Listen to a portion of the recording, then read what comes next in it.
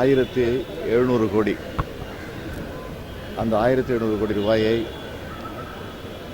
இன்றைக்கு அந்த தொழிலாளர்கள் நடத்திய போராட்டத்தின் காரணமாக நேற்று மாலை மீண்டும் பேச்சுவார்த்தை நடத்தி அதன் மூலமாக ஒரு தீர்வு காணப்பட்டிருக்கிறது.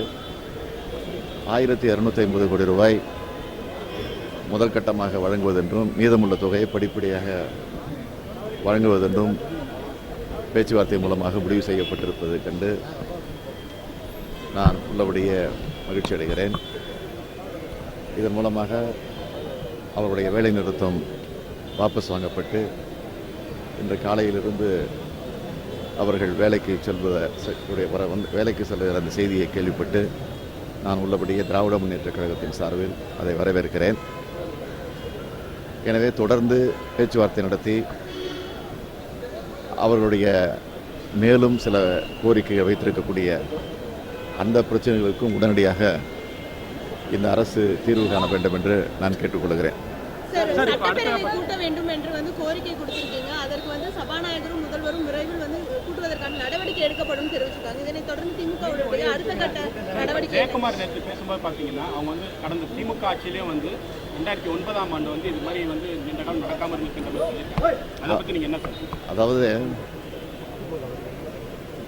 சட்டமன்ற கூட்டத்தொடர் நிதிநிலை அறிக்கை தாக்கல் செய்யப்பட்ட நேரத்தில் சபாநாயகர் அவர்கள் கட்சியினுடைய தலைவர்களை எல்லாம் அழைத்து அலுவல் ஆய்வு குழு கூட்டத்தில் கலந்து பேசுகிற போது ஆர்கே நகர் தொகுதியினுடைய இடைத்தேர்தல் முடிவுற்றதற்கு பிறகு மானிய கோரிக்கையின் மீது விவாதங்கள் நடைபெறக்கூடிய நிகழ்ச்சி நிரலை வைத்துக் கொள்ளலாம் என்று கலந்து ஆலோசிக்கப்பட்டு அதன்படி முடிவு செய்யப்பட்டு அந்த அடிப்படையில் அன்றைக்கு முடிவெடுக்கப்பட்டது.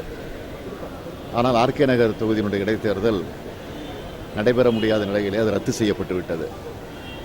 ரத்து செய்யப்பட்டதற்கு பிறகு நானே நேரடியாக சபாநாயகரை முதலமைச்சரை நேரடியாக சந்தித்து அலுவல் ஆய்வு குழு கூட்டத்தில் எடுத்த அந்த முடிவின் அடிப்படையில் இப்பொழுது ஆர்கே நகர் தேர்தல் ரத்து செய்யப்பட்டிருக்கிற காரணத்தால் உடனடியாக சட்டமன்றத்தை கூட்டுங்கள், விவசாயிகளுடைய பிரச்சனை இருக்கிறது, தொழிலாளருடைய பிரச்சனை இருக்கிறது, நீட் பிரச்சனை இருக்கிறது, குடிநீர் பிரச்சனை தலைவிரித்து ஆடிக்கொண்டிருக்கிறது. எனவே இது குறித்து உடனடியாக சட்டமன்றத்தை கூட்டுங்கள் என்று நாங்கள் அப்போவே கோரிக்கை வைத்திருக்கிறோம். ஆனால் திடீரென்று சட்டமன்ற கூட்டத்தொடரை முடித்து விட்டதாக ஒரு செய்தி அறிவிக்கப்பட்ட காரணத்தால் தான் நேற்றைய தினம் நாங்கள் திராவிட முன்னேற்றக் கழகத்தின் சார்பில் சட்டமன்ற உறுப்பினர் கூட்டத்தை கூட்டி உடனடியாக கூட்ட வேண்டும், எனவே இது முடித்து வைக்கப்பட்டதை வன்மையாக நாங்கள் கண்டிக்கிறோம் என்று ஒரு தீர்மானம் போட்டு அந்த தீர்மானத்தினுடைய நகலை நேற்றைக்கு எங்களுடைய திராவிட முன்னேற்றக் கழகத்தினுடைய சட்டமன்ற கொறடா திரு சக்கரபாணி அவர்கள் மூலமாக நாங்கள் சபாநாயகரிடத்தில் கொண்டு போய் கொடுத்திருக்கிறோம், முதலமைச்சரிடத்திலும் கொடுத்திருக்கிறோம். ஆக அதற்கு பிறகு முதலமைச்சரும் சபாநாயகரும் இது குறித்து கலந்து பேசி முடிவெடுப்பதாக உறுதிமொழி தந்திருக்கிறார்கள். அவர்களும் அது குறித்து கலந்து பேசி சட்டமன்றத்தை கூட்டுவதற்கான முயற்சி ஈடுபட்டிருப்பதாக நேற்று மாலையிலே இன்று காலையிலே கூட பத்திரிகையில் செய்தி வந்திருக்கிறது. இதற்கிடையில் நிதித்துறை அமைச்சராக, மீன்வளத்துறை அமைச்சராக, ஏன் இன்னும் சொல்ல வேண்டும் என்று சொன்னால் சூப்பர் டூப்பர் முதலமைச்சராக இன்றைக்கு ஜெயக்குமார் செயல்பட்டு கொண்டிருக்கிறார். எனவே அவர் ஒரு செய்தியை வெளியிட்டிருக்கிறார். என்ன என்று கேட்டால் 2009 இதே நிலை திராவிட முன்னேற்றக் கழகம் இந்த ஆட்சி பொறுப்பில் இருந்தபோது ஒரு உதாரணத்தை சொல்லி சுட்டி காட்டியிருக்கிறார். 2009 அப்பொழுது நாடாளுமன்ற தேர்தல், அதுவும் 5 கட்டங்களாக நடைபெற்ற தேர்தல். அந்த சூழ்நிலையில் தான் சட்டமன்ற கூட்டத்தொடர் தள்ளி வைக்கப்பட்டதை தவிர வேறு எந்த காரணமும் கிடையாது. இப்பொழுது தமிழகத்தில் இருக்கக்கூடிய நிலைகளை போல் அப்பொழுது தமிழகத்தில் அந்த நிலை எதுவும் கிடையாது.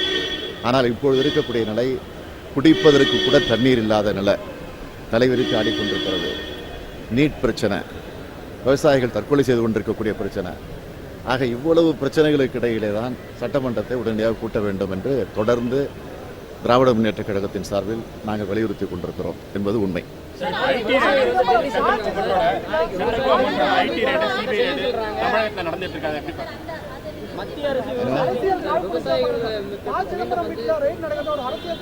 நான் நேற்றைக்கே தெளிவாக சொல்லிட்டேன், ப. சிதம்பரமுடைய வீட்டில் கார்த்திக் சம்பந்தப்பட்ட இருக்கக்கூடிய நிலையில் சில சோதனைகள் நடந்திருப்பதை பற்றி அவர்கள் சட்டப்படி அதை சந்திப்பார்கள். ஆனால் என்னை பொறுத்தவரையில் ஏற்கனவே அதிமுக அமைச்சராக இருக்கக்கூடிய விஜயபாஸ்கருடைய வீட்டில், தலைமைச் செயலாளருடைய அலுவலகத்தில், அவருடைய வீட்டில், அவருடைய மகன் வீட்டில் இப்படி பல இடங்களில் சோதனை நடந்திருக்கிறது. அந்த சோதனைகள் எல்லாம் இப்படி எந்த நிலையில் இருக்கிறது? அவைகளெல்லாம் இப்பொழுது முடங்கி இருக்கக்கூடிய அந்த காட்சியை பார்க்கிற போது அரசியல் நோக்கத்தோடு மத்திய அரசு இதை அணுகக்கூடாது.